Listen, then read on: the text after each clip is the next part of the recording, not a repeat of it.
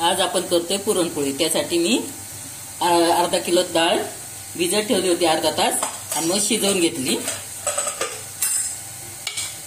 बघा आपली डाळ अशी छान शिजली। आता आपण या डाळीचं पाणी सर्व काढून घेऊया। अशा प्रकारे आपण पाणी काढून घ्यायचं डाळीचं।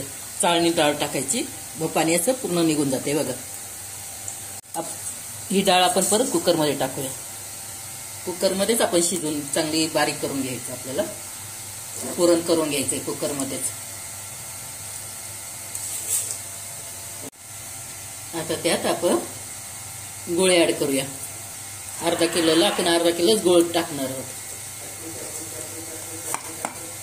हा पुरणाचा गुळ आहे, चिक्कीचा गुळ वापरायचा नाही, पुरणाचाच गुळ वापरायचा। पुरण आणि डाळ एक जीव असं चांगला व्यवस्थित करून घ्यायचा। त्यात आपण 1 चमचा विलायची टाकूया।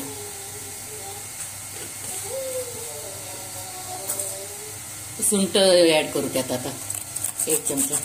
आता जायफळ थोडंच घ्यायचं। आता चांगलं व्यवस्थित आपण एक जीव करून घेऊया।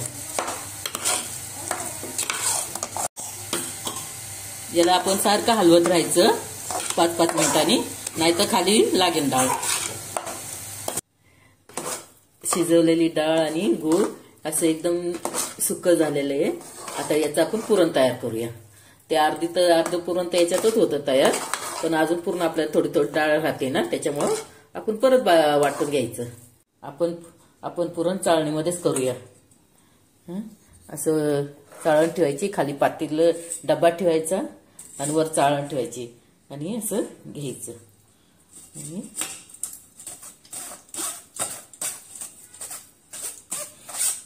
मस्त बारीक होतं एकदम याच्या चाळणीत। अशा प्रकारे आपलं पुरण तयार झालेलं आहे। आता पोळ्याचं पीठ भिजवायला घेऊ।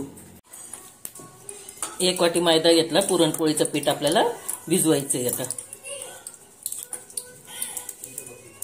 चाळून घ्यायचं। हे गव्हाचं पीठ आहे। मीठ टाकायचं, हळद टाका। पुरणपोळी चांगली पिवळी दिसते हळदीमुळं। असं चांगलं एकत्र करायचं। गरम तेल हे चमच्याने चांगलं मिक्स करायचं। पहिलं अशी उकळी यायला पाहिजे टाकताना।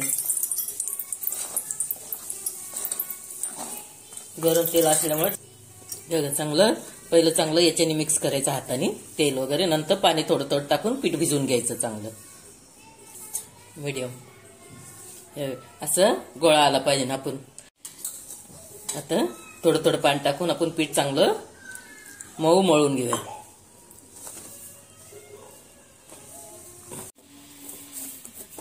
अशा प्रकारे पीठ भिजवून घ्यायचं आपण चांगलं।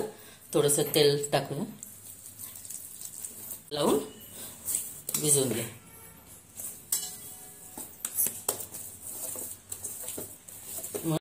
अर्धा तास झालाय। आता मी पिठाची अशी गोळे करून घेतले। हे पीठ आहे आणि पुरण आहे। पुरणाचे बी गोळे केले आणि पिठाचे पण गोळे केले। पिठाचा गोळा छोटा आहे आणि पुरणाचा गोळा मोठा आहे। पीठ आपल्याला छोटं थोडंच घ्यायचं, कमी।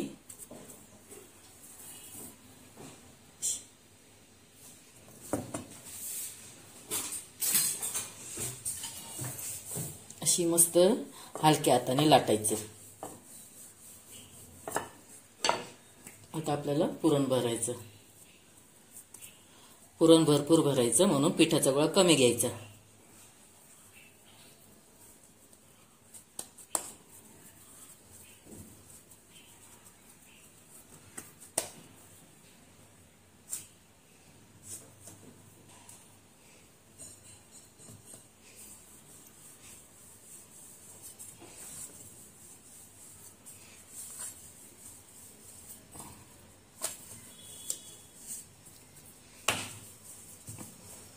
असं तूप आपण पसरून घेऊ। नंतर ही पुरणपोळी आपण त्याच्यात टाकूया।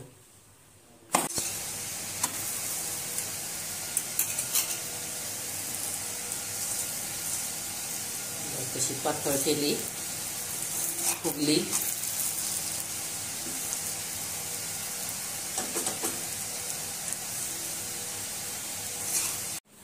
हे कटाची आमटी करायची आपल्याला आता. या आमटीसाठी साहित्य: खोबरं, कांदा, अद्रक, लसूण, कोथिंबीर आणि मिरची हिरवी. यात आपण भाजून घेऊया.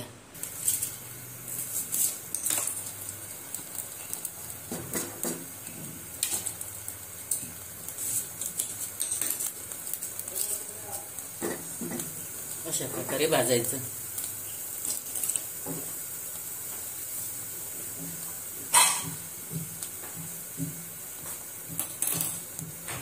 तरी आपल्याला भाजून घ्यायची. भाजल्याची चव वेगळीच लागते म्हणून भाजून घेतलं. आता याचे तुकडे करू खोबऱ्याचे आणि वाटून घेऊ. अशा प्रकारे वाटून घ्यायचं. मस्त बारीक वाटलं. आता आपण फोडणी देऊया.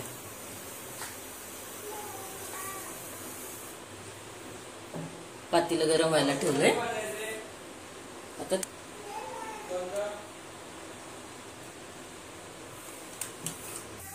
आता तेजपत्ता टाकू आपण.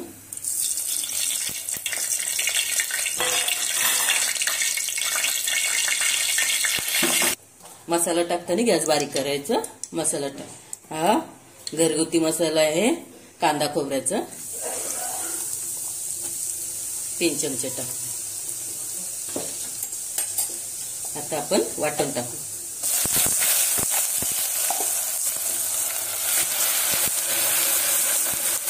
तेल सुटले.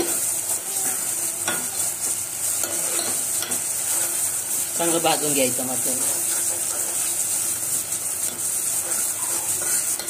आता हे डाळीचं पाणी आहे.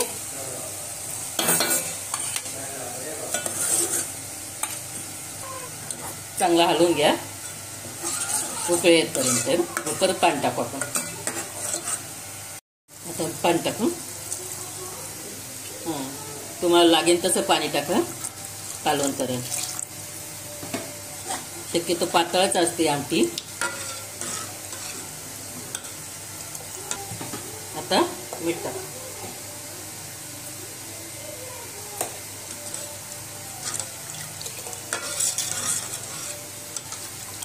उकळी आल्या आपण कोथिंबीर टाकून देऊ.